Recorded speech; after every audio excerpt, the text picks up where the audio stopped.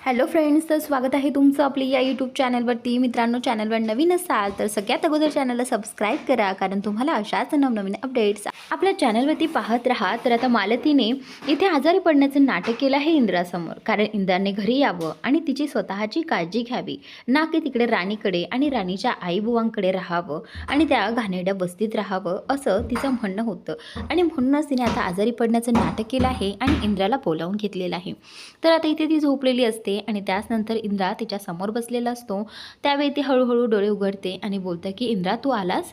मला वाटलंच होतं. तुझ्या आईला बरं नाही म्हटल्यानंतर तुला दम निघणार नाही आणि तू लगेच धावत वळत मला भेटण्यासाठी येशील. तर आता आई जी आहे ती बोलते की खरं सांगू का इंद्रा, तू आलास आणि मला खूप बरं वाटलं. चल बरं इंद्रा, मला खूप बोर झाला आहे इथे असं झोपून झोपून. चल, मला तू खाली घेऊन जा. असं म्हणत आता इंद्रा जो आहे तो बोलतो की आई, अगं तुला बरं नाही आहे ना, आता तू आराम कर. तरीही ती बोलते की नाही, मला आता आराम नाही करायचा, मला तू अगोदर खाली घेऊन चल. तर आता इंद्रा जो आहे तो आईला खाली घेऊन येतो आणि खाली घेऊन आल्यानंतर ती जिन्यावरतून तिचा पाय सटकायला लागतो. तेवढ्यातच राणीने तिला हात दिला आणि राणीला पाहताच तिला आता प्रचंड राग आलेला असतो राणीचा. तिला वैताग होत असतो. तर आता त्यावेळी ती बोलते की ही ही इथं काय करते? तर आता इंद्रा बोलतो की आई, अगं तुझी तब्येत बरी नाही आहे म्हटल्यानंतर ती येणार नाही आहे का तुला बघायला, तुला भेटायला? तर त्यावेळी आता ही जी राणी आहे ती मला तिला विचारते की कशा आहात तुम्ही मॅडम? तुमची तब्येत आता ठीक आहे ना? तर त्यावेळी आता ती बोलते की हो, माझी तब्येत तर ठीक आहे. तर आता जाऊन सोफ्यावर बसते. ती बसल्यानंतर इंद्रा बोलतो की आई, मला तुला एक सांगायचं आहे आणि मी तुला न विचारता एक डिसिजन घेतला आहे. त्यावेळी तर मालती जी आहे ती बोलते की इंद्रा, आता काय डिसिजन घेतला आहे तू? सांग बरं बघू. तर आता इंद्रा बोलतो की हे बघ आई, राणीची आईबुवांची काळजी घेण्यासाठी तिकडे कोणी नव्हतं.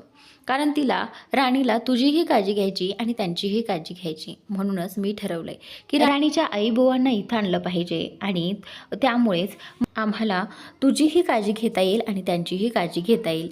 असं म्हणत असतानाच आता आईबुवा जे आहेत ते दारात आलेले असतात आणि हे पाहून आता तिला खूप मोठा धक्का बसलेला आहे. तिला वाटतं की मी नाटक केलं आणि हे काय होऊन बसलं, हे तर आपल्याच घरी आले.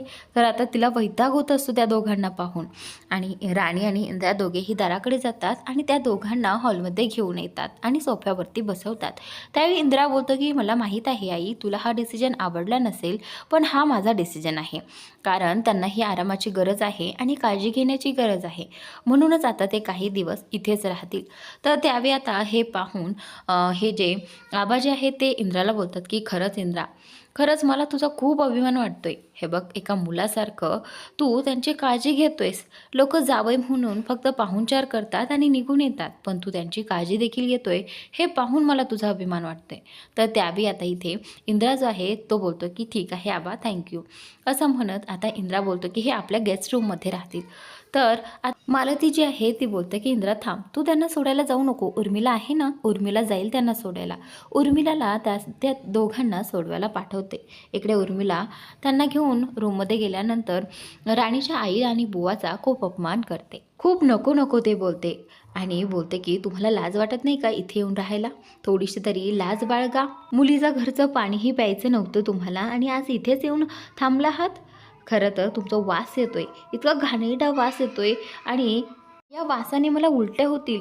आता इथे उर्मिला त्यांचा अशा प्रकारे अपमान करते आणि हे आता ऐकून राणीच्या आईला खूप रडायला येतं. उर्मिला त्यांचा अपमान करून निघून जाते आणि त्यानंतर आता राणीच्या आईबुवांना खूप वाईट वाटत असतं आणि दोघांनाही त्या गोष्टीचा त्रास होत असतो. आई बोलते की जर राणीने आणि जावई बापूने हट्ट केला नसता तर आपण आपल्या घरी असतो. तर राणीमुळे आणि जावई बापूमुळे काही दिवस इथे राहू आणि नंतर आपण इथून निघून जाऊ. तर उर्मिला मालतीच्या रूममध्ये येते आणि सांगू लागते की आई, त्या दोघांचा इतका घाण वास येतोय ना, खरं त्या वासाने ना मला अक्षरशः मळमळले. काय सांगू तुम्हाला, त्या घाणेरड्या वस्तीतले राहणारे ते लोक अंघोळ करतायत की नाही तेही माहीत नाही. तर आता इथे मालती बोलते की छी, किती घाण. लवकरच असं काहीतरी करावं लागेल की जेणेकरून ते दोघंच इथून निघून जातील. तर मित्रांनो, आजचा भाग कसा वाटला ते कमेंट करून नक्की सांगा.